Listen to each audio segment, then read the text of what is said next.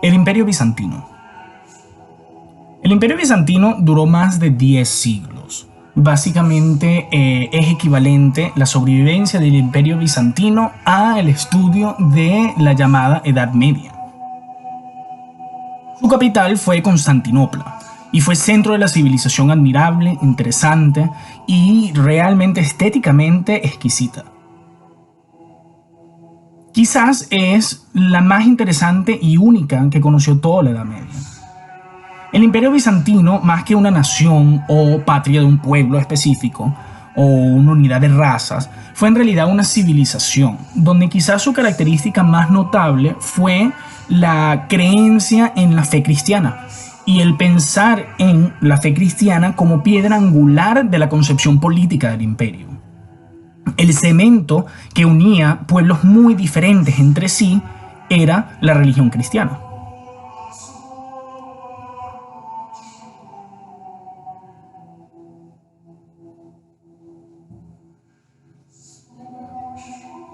Aprovechando su situación geográfica en el paso entre Europa y Asia, Constantinopla fue quizás una de las ciudades más grandes, prósperas e influyentes por buena parte de la Edad Media. Por Constantinopla, que hoy en día se llama Istambul y queda en Turquía, el imperio hizo transitar todo el negocio y transporte básicamente del mundo por sus puertos y mercados. Desde las sedas de China que iban a Europa, a las especies de la India, los naranjas de Damasco, los tintes de África, el vino griego, todo pasaba por Constantinopla. Incluso en los momentos más difíciles de la economía del imperio, en Constantinopla, la vida en Constantinopla era envidiable.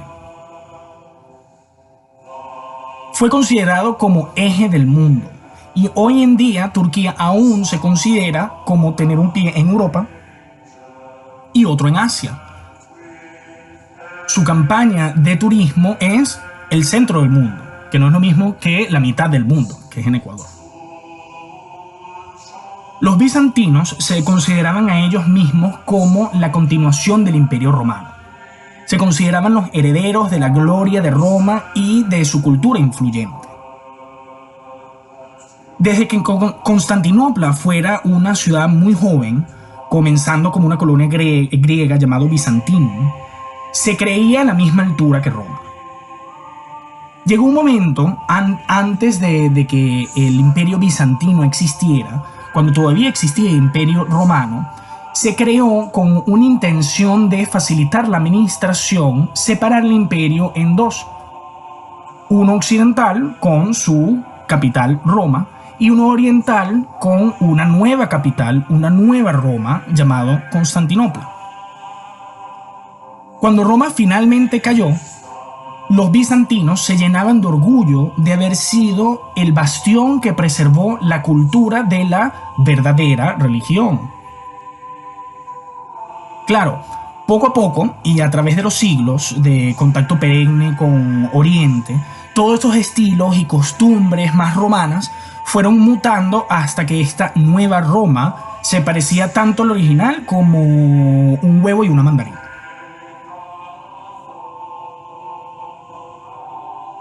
Bizancio, a través de su larga y apasionante historia, su cultura y su arte tan único, fue enormemente influyente. Su cocina dejó una marca tangible en las cocinas que hoy conocemos como árabes, como persas, como de Europa central y oriental, rusa. Hay recetas consumidas y costumbres aún replicadas hasta nuestros días que se originaron en la cultura bizantina.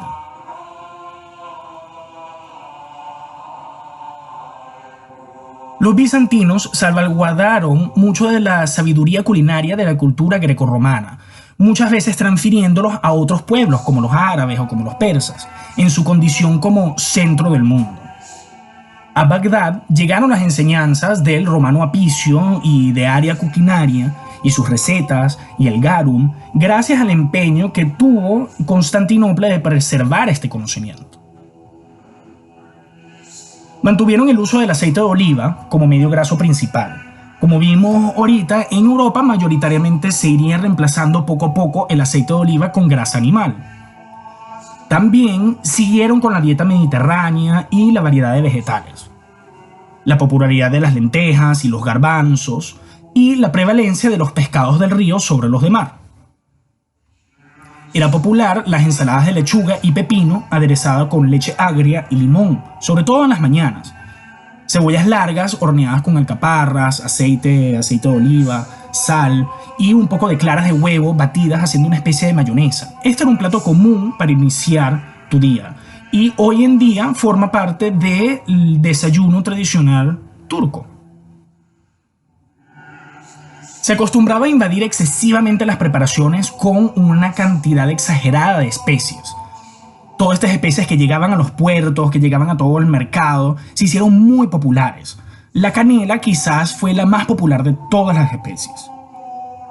El vicio, porque era básicamente un vicio del uso de la especie, era tal que en la cocina de Bizancio normalmente se disimulaba tanto el sabor natural de los productos que quedaban irreconocibles. Por ejemplo, una receta muy popular y que de hecho yo uso en casa es grillar las aves como pollo. Antes de grillarlas, macerarlas toda una noche con mostaza, harta pimienta, comino y mucha canela.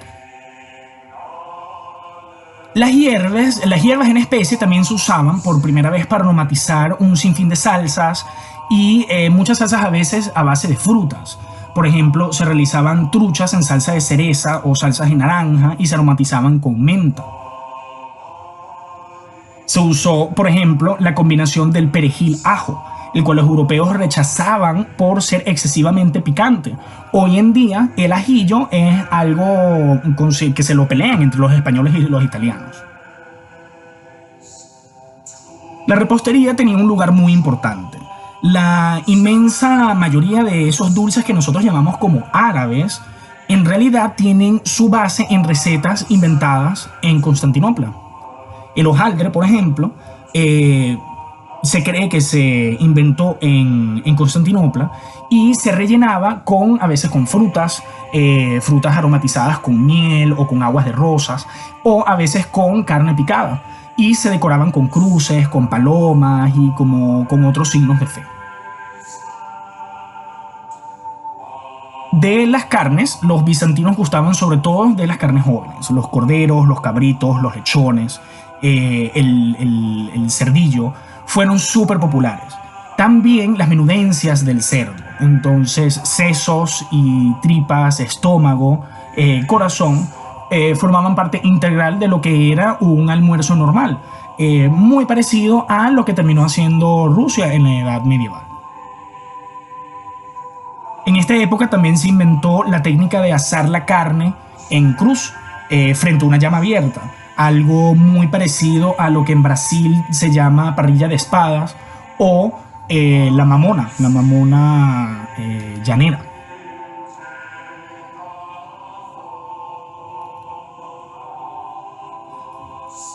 Gastronómicamente hablando, los bizantinos instauraron dentro de sus numerosas cortes cenas como eventos muy importantes, pero con la diferencia de que ahora no se echaban como en Roma, sino que iban sentados en bancos sin espalda en mesas muy alargadas. Las mesas estarían cubiertas siempre con un mantel de tela y estaría repleta de todas las fuentes sobre él.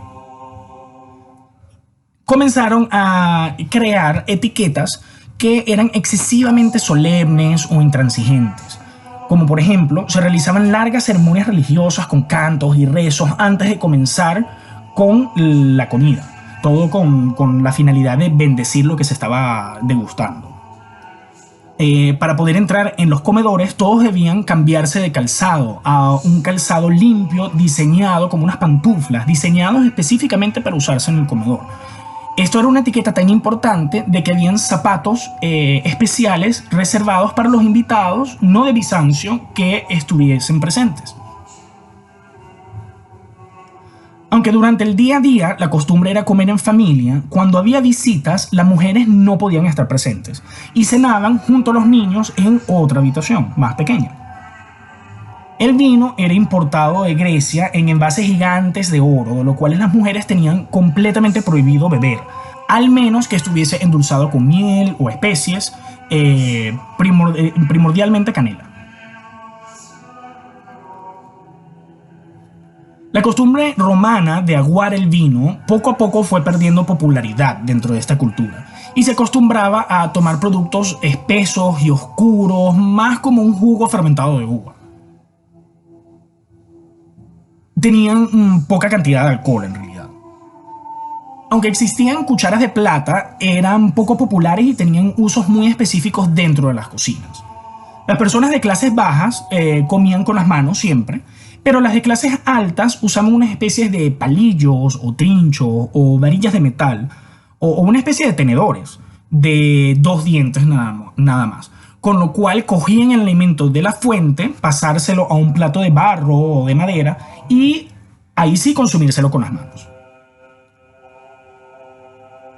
Claro, lo primero que se hacía antes de iniciar la cena era usar boles o jafainas de agua tibia, generalmente facilitado por una dama, para que te pudieses lavar las manos.